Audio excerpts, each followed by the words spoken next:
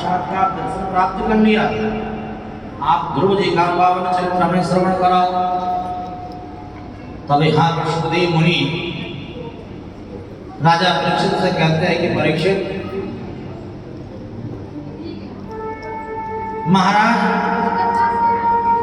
मनु के 3 कन्याओं का चरित्र आपने श्रवण किया। महाराज मनु के प्रियव्रत एवं उत्तानपाद नामक 2 पुत्र हैं। उत्तानपाद के 2 विवाह हुए हैं राजा उत्तानपाद के। पहला विवाह हुआ है सुनीति के साथ। सुनीति की जब संतान नहीं हुई, सुनीति वन में जाकर के भजन करने लग गई। तब दूसरा विवाह सुरुचि के साथ किया।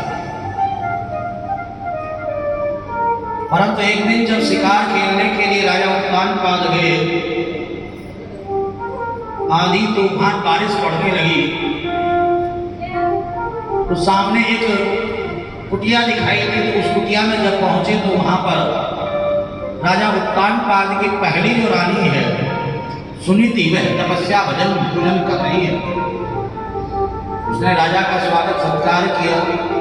राजा ने वहीं विश्राम किया और आज प्रभु कृपा से सुनीति गर्भवती हो गई।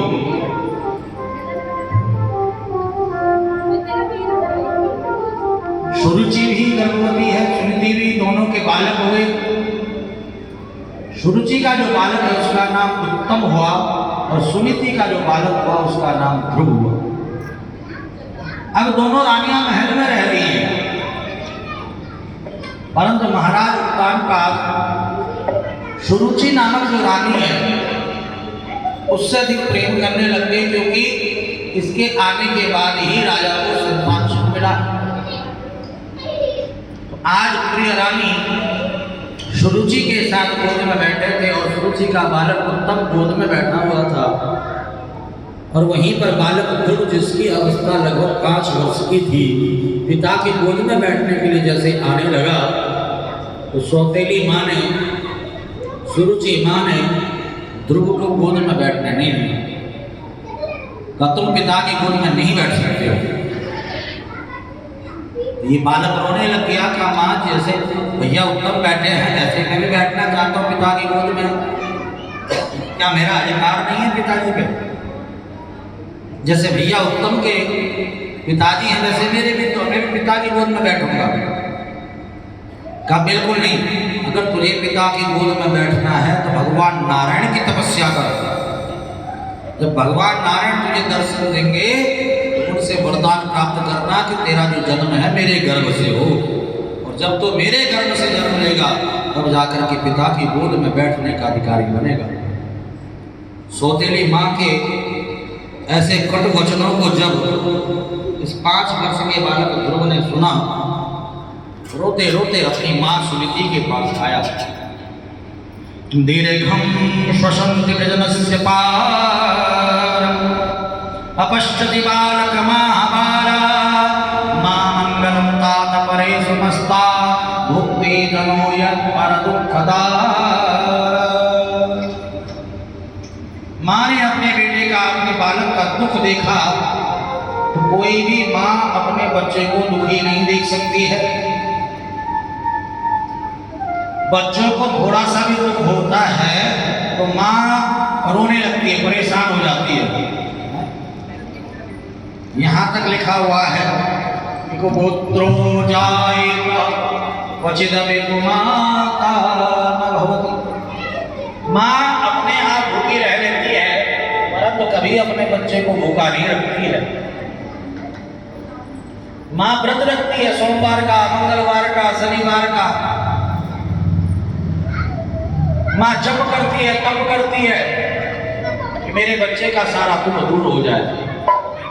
कभी कभी माताएं कहती है कि हे भगवान मेरे बच्चों का दुख मुझे दे दे, और मेरे बच्चों के जीवन में कभी कोई दुख ना आए, कभी कोई कष्ट ना आए, कभी कोई संकट ना आए। और माँ के आगे जब बच्चा रोता है तो माँ का कलेजा फट आता है, और वो भी 5 वर्ष का बालक। जिसकी अवस्था ही 5 वर्ष की है, रो रहा है मां के आगे।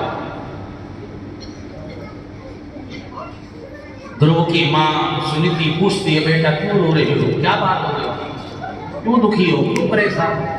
पूरी की पूरी बात बताई। अपने आप को सुनीति मां ने संभाला और अपने बच्चे को समझाने लगी। देखिए, प्रथम गुरु मां होती है। आज वर्तमान समय की मां होती तो लड़ने के लिए चली जाती, अच्छा किसने डांटा तुझे, चल मेरे साथ, अभी बताती हूं तुझे। झगड़ा होता कि नहीं होता, बताओ जरा। और सुनीति कहते हैं अच्छी नीति को, अच्छे विचारों को धारण करने वाली मां, अच्छे संस्कारों वाली मां,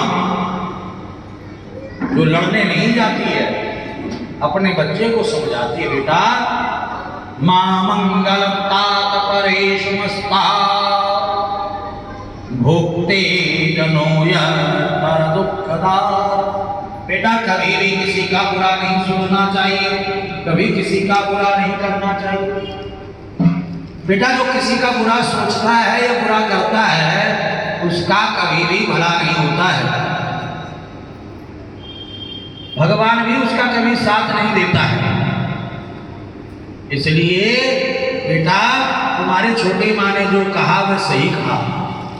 यही तो कहा कि भगवान का भजन कर। सभी को, जिसने भी मनुष्य शरीर धारण किया है, ये नर तन धारण किया है, उसको भगवान का ही भजन करना चाहिए, भगवान का ही पूजन करना चाहिए। क्योंकि भगवान का भजन करने से ही परम पद की प्राप्ति होती है, उत्तम पद की प्राप्ति होती है। ब्रह्मा जी जो सृजन कर रहे हैं वे भजन से ही उनको फल मिलता है। विष्णु जो पालन कर रहे हैं, पालन करने की जो शक्ति है भगवान नारायण को मिलती है, विष्णु को मिलती है, वह उनके द्वारा किया गया भजन ही है जो उन्हें शक्ति प्रदान करता है। भगवान शिव संहार के देवता है। भगवान शिव को संहार करने की जो शक्ति मिलती है वह भजन से ही मिलती है।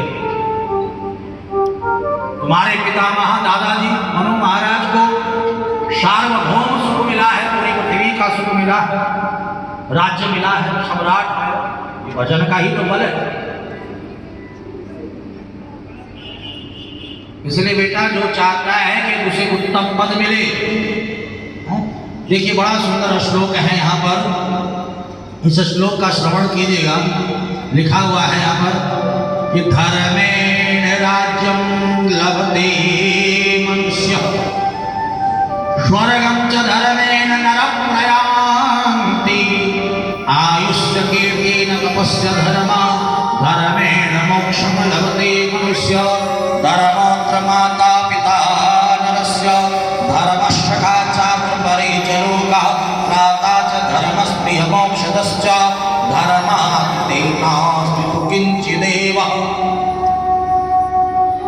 धर्म करने से ही, धर्म के मार्ग पर चलने से ही, सन्मार्ग पर चलने से ही ऊंचा पद मिलता है, राज्य सुख मिलता है।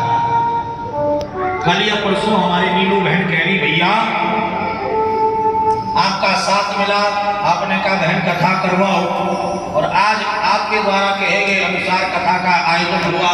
सभी श्यामनगर वासियों ने, भक्तों ने मेरा साथ दिया। मैं सबको धन्यवाद कहती हूँ।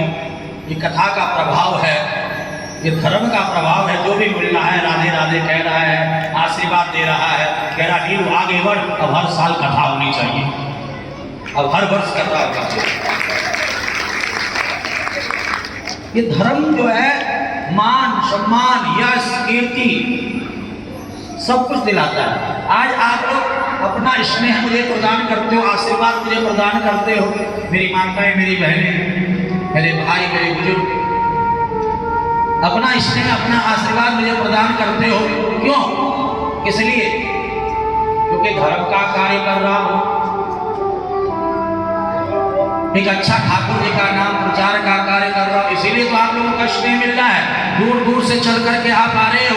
देखिए हमारे बीच में हमारे पंडित चंद्र प्रकाश शर्मा जी भी है, देखिए चल करके आ रहे हैं। आपका आशीर्वाद, आपका सानिध्य मिल रहा है।